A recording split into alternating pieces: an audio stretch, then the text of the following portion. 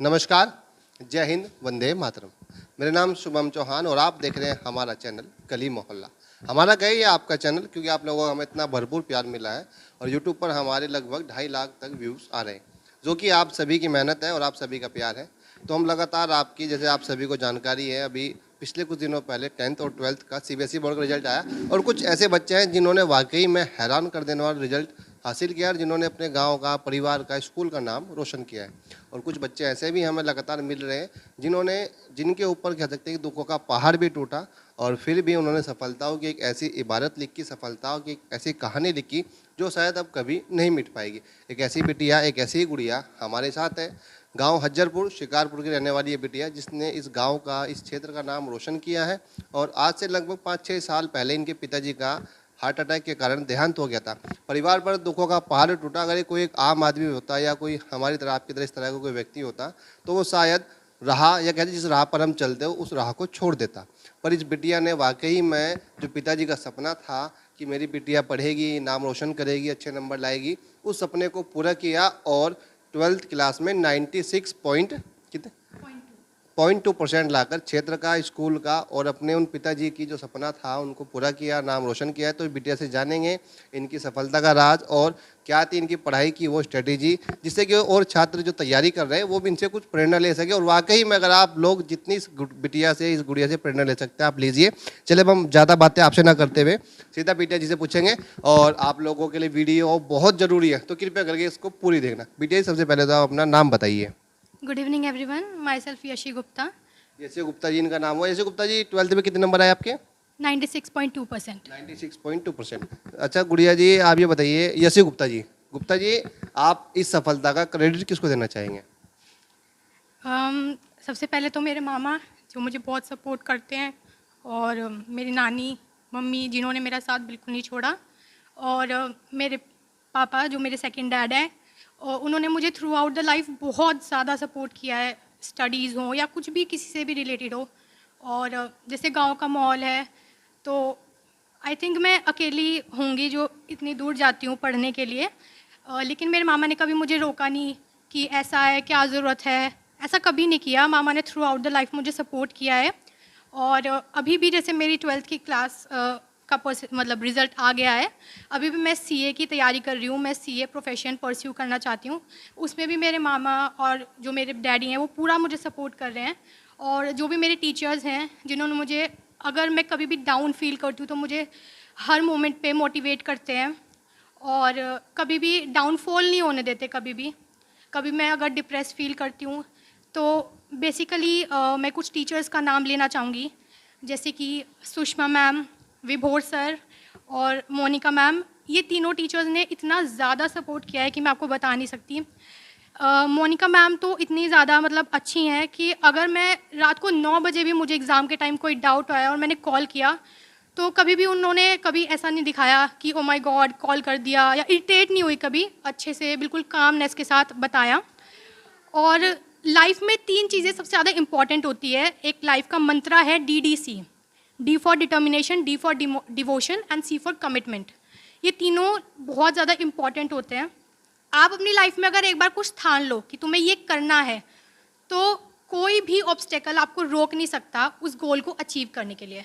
तो मैं सभी स्टूडेंट्स से, या जो अपकमिंग 12th एस्पिरेंट्स हैं, मैं उन्हें यही कहना चाहूँगी कि आप अपना टाइम टेबल या अपने दिमाग को, अपनी स्ट्रैटेजी को इस तरीके से सेट करो कि अगर आपने कुछ ठान लिया कि ये आपका एम है, तो आप उसको अचीव करके ही रहोगे।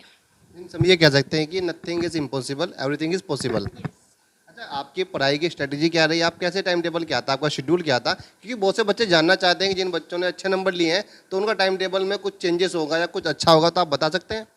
ऐसा कोई स्पेसिफिक शेड्यूल नहीं है, लेकिन जैसे आज हमने ये टॉपिक, जैसे मान लिया कि हमको ये टॉपिक कंप्लीट करना है, तो बाय चांस अगर वो हाफ एन आवर में हो गया तो वेल एंड गुड है, आप पूरे दिन मौज करो। लेकिन अगर उसको 7 आवर्स लग रहे हैं तो आप 7 आवर्स ही उसको लगाओ। लेकिन अगर आपने एक दिन में एक टॉपिक सोच लिया है कि हर एक सब्जेक्ट का कि कंप्लीट करना है, तो उसको करे बिना बिल्कुल भी उठना नहीं है। ये कह सकते हैं कि लापरवाही नहीं करनी है और आलस नहीं करना है, डेली का काम डेली निपटाना है जी। ये नहीं कि कल कर लेंगे जी।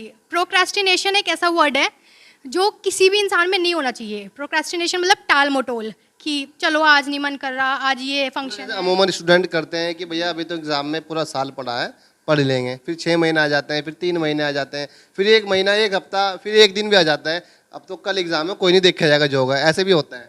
जी, एंड मोमेंट पे तो वही पढ़ाई होती है जो पास करने लायक होती है। और एंड मोमेंट पे जो बच्चा पढ़ता है वो कभी भी नॉलेज के लिए नहीं पढ़ता, वो सिर्फ मार्क्स के लिए पढ़ता है। लेकिन जब आप पढ़ोगे और नॉलेज के लिए पढ़ोगे तो मार्क्स तो खुद ब खुद आ जाते हैं आपके पीछे। अच्छा, कोई आप फॉर्मूला बताना चाहेंगे या कोई कम शब्दों में ऐसी बात बताना चाहिए? एक वो होता है ना कि मंत्र क्या है आपके इस सक्सेस का और इस राज का सक्सेस क्या है आपका, एक मंत्र बता दीजिए आप हमारे दर्शकों को। मंत्र मैंने अभी बताया था, DDC, determination, devotion and commitment. ये तीनों लाइफ में बहुत इंपॉर्टेंट है। अगर आपने अपने पढ़ाई के प्रति डिटर्मिन हो जाओ, पूरा अपने आप को कमिटमेंट दे दो पढ़ाई की, वो चीज़ अगर आपको करनी है तो करनी है। लेकिन कभी पढ़ाई को एज अ टेंशन मत लो, इसको अपने दिमाग पे प्रेशर मत समझो, इसको एक एन्जॉयमेंट की तरह करो कि आप इस चीज़ में अमेज ले रहे हो। अच्छा, पिताजी के बारे में हमें जानकर बड़ा दुख हुआ, वो घटना आप क्या बता सकते हैं हमारे इन लोगों को और इन स्टूडेंट्स को जो प्रेरणा ले सके आपसे, वो जो आप पे दुखों का पहाड़ टूट पड़ा, आप उस चुनौती से या कहीं उस दुख भरी दास्तां से, उस कहानी से अपने आप को आपने कैसे रीग्रो किया और कैसे अब आप इतने अच्छे मोमेंट पर आप बैठे हुए हैं, इतने अच्छे नंबर आए, उसकी दास्तां कृपया करके आप बता दीजिए एक बार। एक्चुअली मैं 8th क्लास में थी और नवंबर का टाइम था जब मेरे पापा की डेथ हो गई।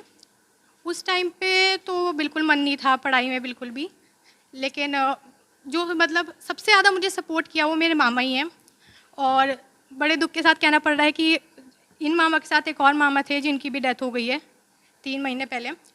और मैं ये भी कहना चाहूँगी कि ये जो मेरी परसेंटेज घटी है ये एक सब्जेक्ट की वजह से घटी है। जब मामा की डेथ हुई थी उससे अगले दिन ही बिल्कुल मेरा एग्ज़ाम था, तो उस एग्ज़ाम में मेरा बिल्कुल मन नहीं था, तो उसमें मेरी काफ़ी कम स्कोर किया था, जिस वजह से मेरी परसेंटेज काफ़ी डाउन हो गई। और वो मामा भी मुझे बहुत सपोर्ट करते थे इन्हीं मामा की तरह।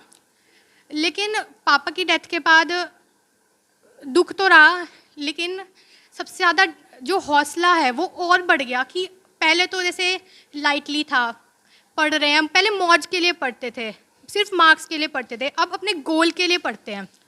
और जो मेरे डैडी हैं, माय सेकंड फादर, वो कभी भी फील नहीं होने देते कभी भी कि मतलब ऐसा कुछ नहीं फील होने देते। मैं अभी रात को भी कॉल करूँगी तो एकदम पूछते हैं। और अभी जैसे पता चला उन्हें कि इंटरव्यू होने वाला है तो हर 1 घंटे बाद कॉल कर रहे थे, हो गया, मतलब मुझसे ज़्यादा एक्साइटेड वो थे कि मेरी बेटी आएगी। तो बस यही। देखिए बिटिया, वाकई में ये दुखों का पहाड़ इस पर टूट पड़ा था, पिताजी का स्वर्गवास हुआ और वहीं एग्ज़ाम से एक दिन पहले जो इनके मामा जी थे उनका भी स्वर्गवास हो गया था, और जिस वजह से बिटिया के थोड़े से नंबर कम आए हैं। पर आप सभी इनसे प्रेरणा ले सकते हैं, कह सकते हैं कि आइडल मानने के लिए कोई फिल्मी हीरो या हीरोइन की आवश्यकता नहीं होती है। आपके आसपास इस तरह के होनहार छात्र भी होते हैं या स्टूडेंट्स होते हैं जो वाकई में इतना काबिल तारीफ़ कार्य करते हैं, इतनी अच्छी परसेंटेज लाते हैं, पढ़ाई करते हैं। पर आप इनसे प्रेरणा लीजिए। और गांव के कुछ मौजूद लोग हैं और सतीश जी भी हैं पूर्व प्रधान, और इनसे भी जानने का प्रयास करेंगे कि इनके क्षेत्र की बिटिया ने इतना अच्छा नाम रोशन किया है और लगातार बधाई के संदेश आ रहे हैं, तो इनका क्या कहना है। प्रधान जी, सबसे पहले तो आपको बधाई हो, आपकी क्षेत्र की बिटिया ने इतने अच्छे नंबर हासिल किए हैं। धन्यवाद शुभम जी, धन्यवाद। सबसे पहले तो आपका कि आपने हमारे गांव में पंचायत में गुड़िया ने हमारा नाम रोशन किया। हम इस गुड़िया को भी इतनी बधाई देना चाहते हैं। जैसे मुझे आपने कल बताया, मुझे भी इतनी खुशी हुई कि हमारे गांव में हमारी भांजी ने हमारा सीना ऊपर छोड़ा। आगे चलकर गुड़िया को जो चीज़ की ज़रूरत हो मैं इसके लिए हर तत्पर रहूँगा। ये प्रधान जी बता रहे हैं, सतीश प्रधान जी की गुड़िया को किसी भी चीज़ की आवश्यकता हो, जैसे कि प्रधान जी किस चीज़ की आवश्यकता है, मतलब आप बताना चाहेंगे हमारे दर्शकों को। इसे पढ़ाई में अगर किसी भी कहीं भी एडमिशन में दिक्कत हो, किसी भी चीज़ की हो, हमारी तो भांजी है। हम तो चाहते हैं कि ऊपर जाके एक दिन इंडिया में अपना नाम कमाए। उन्होंने तो कह देंगे बस सतीश प्रधान जी की भांजी है, हमें तो इतना ही बहुत है। आप पहली बार हमारे गाँव में गुड़िया के पास आए, हमारा सीना इतना चौड़ा कर दिया गुड़िया ने, हम सोच भी नहीं सकते। प्रधान जी बता रहे हैं किसी भी चीज़ की आवश्यकता होगी, यानी कि इनका कहने का मतलब ये है कि बिटिया को पढ़ाई से संबंधित कभी धन की आवश्यकता या कहीं जाने की आवश्यकता, किसी भी तरह की आवश्यकता पड़ेगी तो प्रधान जी इनके मामा जी के रूप में बिल्कुल तैयार है। तो सतीश जी कह रहे हैं, गुड़िया जी आप इनका धन्यवाद देना चाहेंगे। थैंक यू नानू, आपने इतना ज़्यादा सपोर्ट किया। और बड़ों का सपोर्ट और आशीर्वाद ही होता है जो भी कुछ होता है बच्चों के लिए। ये देखिए, और इनके मामा जी भी हैं, इनसे भी जानने का प्रयास करेंगे। आपकी भांजी ने इतने अच्छे नंबर हासिल किए हैं, आप क्या कहना चाहेंगे इस खुशी के पल में? परिवार में एक खुशी का माहौल है। ये बस ऐसा हुआ कि मतलब कि जैसे कि मतलब कि हम सभी चाहते हैं कि हमारे बेटा हो कि ये नहीं कि बेटा होना ही ज़रूरी है। अगर बेटी अच्छी है और माँ बाप की इज्जत रखती है तो बेटी मतलब कि जो है सक्सेसफुल है, कोई दिक्कत नहीं, अच्छा नाम है, खुशी हो रही है। मतलब ये कह सकते हैं कि आवश्यकता नहीं है कि आपका बेटा और वही आपका नाम रोशन करेगा, बिटिया भी आपका नाम रोशन कर सकती है। जी तो आपके भांजी ने वो कर दिखाया। उम्मीद थी आपको अपनी इस भांजी से इतनी जी हाँ इतनी उम्मीद थी? जी। पढ़ाई के प्रति कैसी लगन है? इनको बार बार आपको बोलना पड़ता है, अपने आप ही पढ़ती है? नहीं पढ़ती रहती है तो खुद वो तो मतलब कि हम भी पूछते हैं मम्मी से जब मतलब ड्यूटी से आते हैं रात को 11 बजे कि उसने खाना खा लिया क्या? हाँ कहाँ खाना खुना खा के लेट गई। मतलब पढ़ाई के प्रति जो डेडिकेशन है, मन में जो ठान लेती है वो करती है। वो करती है। आगे क्या तैयारी है आपकी? आप लाइफ में क्या बनना चाहते हैं? मैं अभी साथ में सीए फाउंडेशन का एग्ज़ाम दूंगी। मेरी क्लासेस स्टार्ट हो चुकी हैं फ्रॉम भोपाल एपीटी इंस्टीट्यूट, और अभी दिसंबर में मेरा फाउंडेशन का एग्ज़ाम क्लियर होगा। और ओवर कॉन्फिडेंस तो नहीं, लेकिन मेहनत को देख के कॉन्फिडेंस है कि एक बार में क्लियर हो जाएगा। थोड़ा टाइम में आप क्लियर कर लेंगे। अच्छा, आपके फादर का क्या ड्रीम था? वो आपको क्या बनाना चाहते थे? वो क्या देखना चाहते थे आपके अंदर? उस टाइम एक्चुअली मैं 8th क्लास में थी। उस टाइम तो पापा ये बोलते थे, उस टाइम तो ये था आज डांसर बनूंगी, अगले दिन सपना बना इंजीनियर बनूंगी। तो तब तो छोटी थी तो इतना कुछ पता नहीं था कि क्या क्या हो सकता है गोल में, लेकिन पापा बोलते थे तू जो भी करेगी मैं साथ हूँ। तो ये कहना था उनका, जो भी करेगी वो आपके साथ है। पर चलो खैर, यहाँ से नहीं पर ऊपर से आशीर्वाद आपको दे रहे हैं और लगातार आप पर आशीर्वाद उनका बना रहेगा। तो इनके मामा जी हैं, एक मामा जी से हमने बात की, दूसरे वाले मामा जी मनोज जी हैं, इनसे भी जानने का प्रयास करेंगे। मनोज जी, आपकी भांजी ने इतना अच्छा नाम रोशन किया है और इतने अच्छे नंबर आए, तो आप क्या कहना चाहेंगे इस अवसर पर? बच्ची खुशी की बात है, बढ़िया बात है, और क्या। अच्छी बात है। जो और कुछ आगे करेगा हम फिर खड़े फिर खड़े हुए हैं आप। जी। तो अब आपने इनके मामा जी और नाना जी और परिवार के लोग, गांव के लोग, वाकई में गांव में खुशी का माहौल है और होना भी चाहिए, क्योंकि बिटिया ने नाम जो रोशन किया है और इतने अच्छे नंबर लाकर इन्होंने अपने पिताजी का और अपने उन मामा जी का जो स्वर्ग में है उनका भी नाम रोशन किया है। और वाकई में आप सभी से भी यही निवेदन करना चाहेंगे कि आपको अगर प्रेरणा लेनी है, आपको अपना आइडल मानना है, तो इस तरह की बिटिया को मानिए जो वाकई में परिवार पर चुनौतियों का पहाड़ टूट पड़ा। और अगर एक कोई आम आदमी होता, वो शायद पढ़ाई से गए या फिर आप जिस गोल के लिए बढ़ रहे हैं और इस तरह के आप पर पहाड़ टूट पड़े तो आप उस गोल से या उस रास्ते से हट सकते हैं। पर इस बिटिया ने नामुमकिन को भी मुमकिन करके दिखाया। पिताजी का आशीर्वाद सर से उठा, पर एक जैसे कहते हैं छत, सर से कोई छत उड़ गई हो, बिल्कुल पिताजी का साथ ऐसा होता है। फिर एग्ज़ाम से ठीक एक दिन पहले इनके मामा जी का भी देहांत हुआ। वाकई में इस बिटिया का जो रिजल्ट आया सभी को चौंका दिया और 96.2% लाकर इन्होंने अपने स्कूल का, अपने गांव का, अपने क्षेत्र का नाम रोशन किया है। हम भी इस बिटिया को नमन करते हैं और सलाम करते हैं और यही मनोकामना करते हैं और हम भी इनको ये बेस्ट विशेष देंगे कि जिस फील्ड में भी जाइए ऐसे ही नाम रोशन करते रहें। और हम फिर अगले वर्ष या कहें बहुत जल्द जब इनका एग्ज़ाम वो क्लियर हो जाएगा, फिर दोबारा इनका इंटरव्यू लेने के लिए हम आएंगे, तो हमें भी बड़ी खुशी होती है ऐसे छात्रों से मिलकर और हमें भी एक मोटिवेट आता है कि शायद जब ये कर सकते हैं तो हम क्यों नहीं कर सकते। चलिए अब आपसे लेते हैं अलविदा। और हाँ, अगर आपने अभी तक भी हमारे चैनल को सब्सक्राइब नहीं किया हो तो कर लीजिए, जिससे कि आपको इस तरह की मोटिवेट वीडियो न्यूज़ मिलती रहे। फेसबुक पर कीजिए हमें फॉलो, यूट्यूब पर कीजिए गली मोहल्ला सब्सक्राइब। तब तक के लिए आपको एक बार फिर नमस्कार, जय हिंद, वंदे मातरम।